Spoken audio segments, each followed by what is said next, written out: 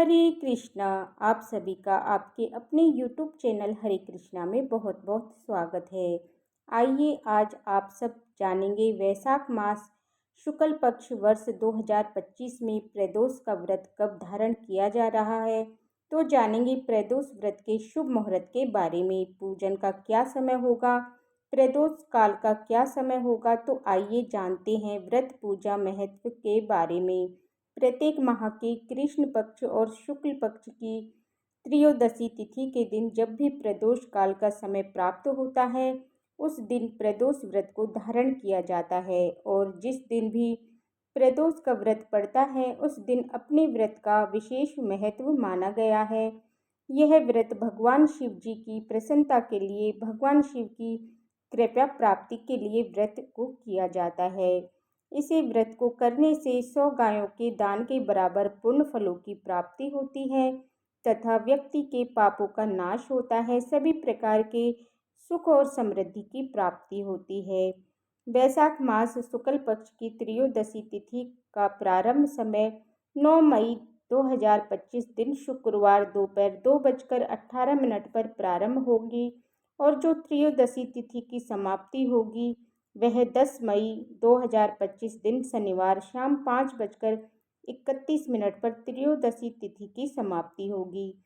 तो प्रदोष काल का व्रत प्रदोष व्याप्ति के अनुसार सभी भक्तजन 9 मई 2025 दिन शुक्रवार को सभी भक्त प्रदोष का व्रत धारण करेंगे। जब भी शुक्रवार को प्रदोष का व्रत पड़ता है तो इसे शुक्र प्रदोष के व्रत के नाम से जाना जाता है। सौभाग्य और स्त्री की समृद्धि के लिए शुक्र प्रदोष का व्रत किया जाता है। 9 मई को ब्रह्म मुहूर्त का समय सुबह 4:10 से सुबह 4:52 तक होगा।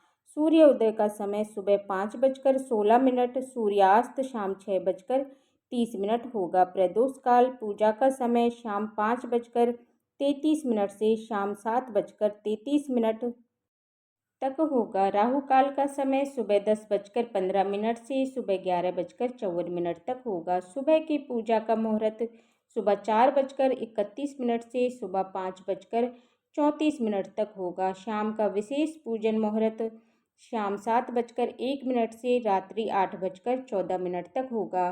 प्रदोष व्रत आप शाम 7:33 से आप पूजा संपन्न कर लें। अमृत काल का समय शाम 5:27 से शाम 7:11 तक होगा। इस दिन भगवान भोलेनाथ, माता पार्वती, शिव परिवार का पूजन पूरे विधि विधान के साथ करना चाहिए। इसी दौरान कथा को श्रवण करना चाहिए। भगवान शिव के स्तोत्र, चालीसा आदि का पाठ पढ़ना या श्रवण करना चाहिए। व्रत का पारण अगले दिन जाकर के सूर्योदय होने के बाद किया जाता है। इस व्रत को दिन रात्रि उपवास रहते हुए करना चाहिए। व्रत के दिन और जो उपवास नहीं रह पाते हों, जिनको स्वास्थ्य सही ना हो, तो आप एक समय फलाहार रहते हुए व्रत को धारण करें। इस दिन ओम नमः शिवाय मंत्रों का जप करना चाहिए। इससे भगवान शिव जी अति प्रसन्न होते हैं।